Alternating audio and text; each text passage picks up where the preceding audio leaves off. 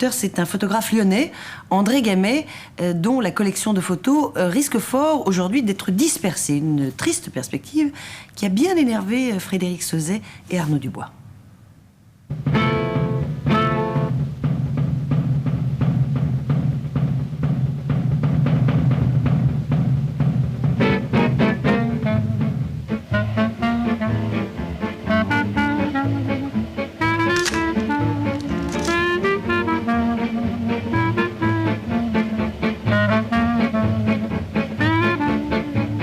Cette maison abrite un trésor, un véritable trésor d'images captées par un regard exceptionnel. Celui d'André Gamet, photographe, né en 1919. Aujourd'hui, il tente de classer et gérer son immense fonds d'images. Dans ce meuble et dans ces tiroirs, pour l'essentiel, ce sont des négatifs noirs et blancs des années 40, 39-40, et après on arrive jusqu'à 1980 à peu près.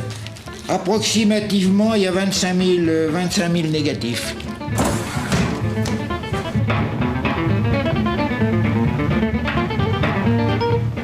En couleur, j'ai pas idée, mais certainement plus de 100 000. Plus de 100 000, peut-être 200 000, c'est possible, c'est possible. J'ai appris la photo par le dessin, puisque je faisais du dessin à ce moment-là. C'est venu petit à petit, et j'ai commencé avec un appareil photo qu'une voisine m'a fait cadeau d'un appareil à plaque. Alors là, j'avais 14 ans, je devais avoir 14 ans, j'étais encore en culotte courte à l'époque. Alors j'ai appris par les revues essentiellement, et puis je léchais les vitrines de Blanc de Milly, qui était un photographe célèbre à l'époque, et j'étais attiré par l'image, c'est certain. Mon grand tournant pour la photographie, ça a été la guerre et l'occupation. Là, vraiment, j'ai été vraiment attiré par la photographie. Je savais pas ce que j'allais faire de ces photos que je volais un petit peu, parce que c'était pas très facile et pas très indiqué de faire des photos pendant la guerre et pendant l'occupation allemande. Mais j'ai senti là que je deviendrais photographe.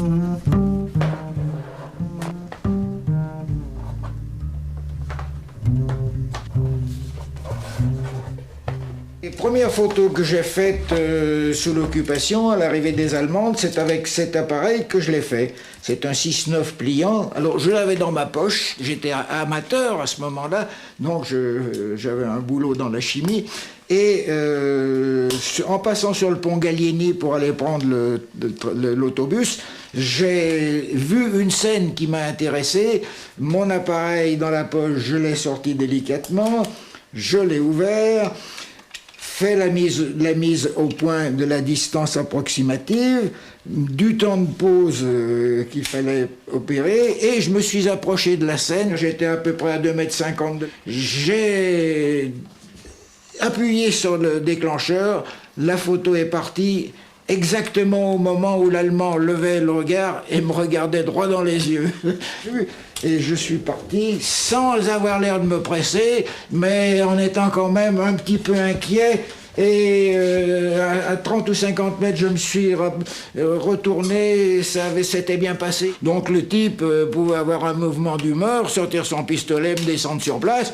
Il était tout à fait couvert par les interdictions de photographier qu'il pouvait avoir pour objet surtout de photographier des soldats allemands. Le désir, l'envie de faire la photo était le plus fort, mais ça aurait pu mal tourner, évidemment. C'était une impulsion, parce que je vous dis, à l'époque, ces photos étaient invendables. Je pensais probablement qu'elles auraient un intérêt plus tard. Et là, j'ai eu un coup de chance. J'ai été contacté pour faire des photos d'identité pour des faux papiers en 1944. Et ça m'a permis de rentrer et de voir un peu la vie du maquis pendant quelques jours. Et cette opportunité a été vraiment extraordinaire, parce que d'après ce qu'on dit, je suis le seul à avoir fait des photographies en reportage sur le maquis.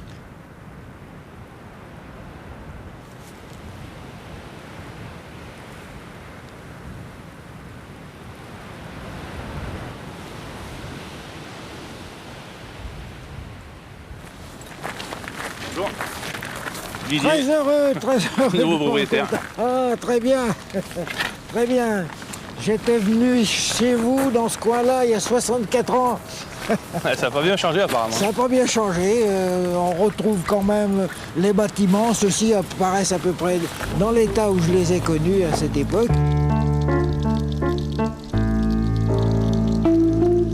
On est resté 3 ou 4 jours ici. On entendait très nettement la canonnade des troupes allemandes sur le Vercors qui est ici à une trentaine de kilomètres, vol d'oiseau de 40. Ouais, 40, ouais. Il y avait, je crois, 30 000 hommes déployés. C'était vraiment une très grosse opération.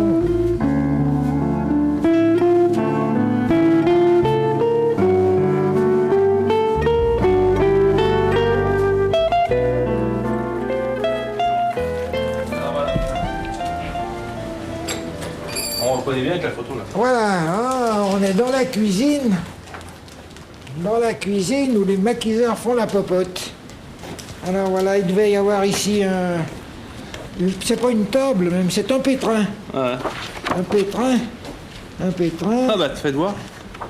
Un pétrin. Eh ben, ce avec... pétrin, je l'ai sous ma grange. Ah bon? Ouais. Il a résisté. Justement, j'ai pas voulu le avez... brûler ni rien, je l'ai gardé. Vous avez bien fait, c'est voilà. Une pièce de musée. Voilà. C'est aberrant, ça. Il y a la cheminée qui est là, qu'on retrouve là, un peu dans l'ombre. J'ai pas la planche au-dessus, mais vous avez bien fait de le conserver. Et ce qui est marrant, c'est l'ampoule. On voit que le fil il est encore là. Mais l'électricité n'y est plus depuis longtemps.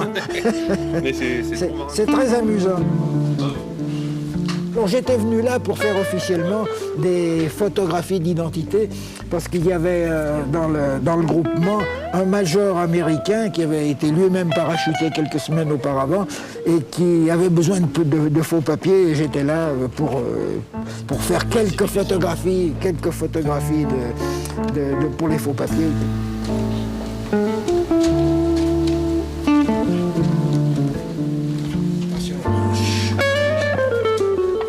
À mon retour à Lyon, j'avais dans mon sac à dos mon appareil photo et les pellicules, les 2 ou 3 pellicules que j'avais faites qui étaient à développer. Et entre Vienne et Lyon, j'ai arrivé dans le wagon une équipe d'Allemands qui demandait papier. Et je lui donne mes papiers d'identité. Elle me dit moment.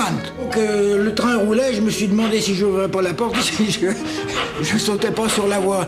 Et bien m'en a pris de pas m'affoler parce qu'il est revenu un petit moment après en me disant goutte et il m'a rendu mes papiers. Et j'ai compris par la suite d'où venait pas son erreur, mais sa suspicion, parce que j'étais né 1 mois avant le délai qui était nécessaire pour partir au service du travail obligatoire.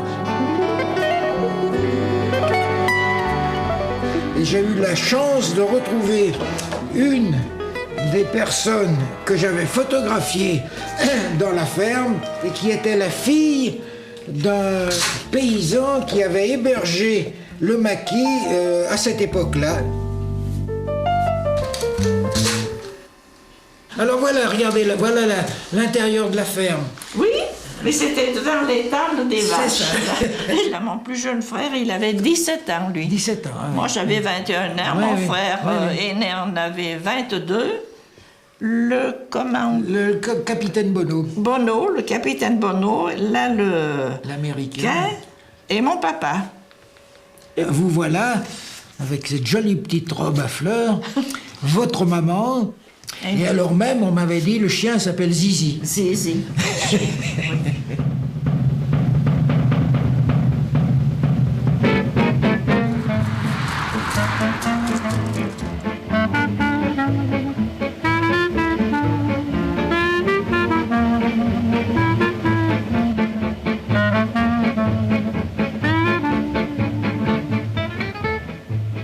Vous parlez d'André, c'est un photographe de la génération de ce qu'on appelle les photographes humanistes, hein, la génération de Jean-Philippe Charbonnier, que j'expose en ce moment, Cartier-Bresson, Doisneau, Bouba. Donc il fait partie de toute cette génération de photographes qui ont mis un peu l'homme et le regard vers l'homme en avant. Donc on appelle ça un regard humaniste, soucieux de décrire les gens, les contextes, les climats. S'il fallait définir le style Gamay par rapport à, par exemple, à celui de Charbonnier, je crois que c'est un climat poétique, nostalgique, une tendresse. Charbonnier étant plus acide, plus frontal, plus froid. C'est quelqu'un qui a aussi décrit la fin de la société industrielle, puis l'avènement de la société de consommation. Puis en même temps, il a tout un portrait de la famille, il a beaucoup photographié ses amis, ses enfants. Il y a une très belle photo de sa femme qui passe à vélo, je ne sais pas si vous la voyez.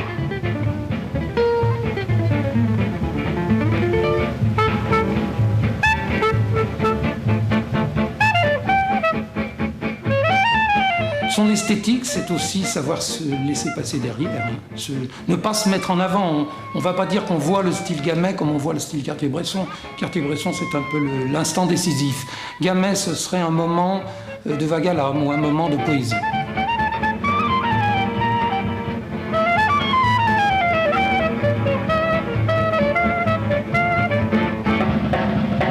C'est quelqu'un qui a choisi de rester à Lyon, qui a refusé de faire une carrière parisienne. C'est sans doute sa grande humilité, son envie de rester près des gens, de faire des choses qui l'intéressent. Et donc effectivement, même si l'ensemble de ses photographies ne concerne pas que Lyon, il y a effectivement, de par sa trajectoire personnelle et ses choix personnels, quelque chose qui est éminemment de la région. Et donc qui pourrait à ce titre-là intéresser l'institution que je dirige.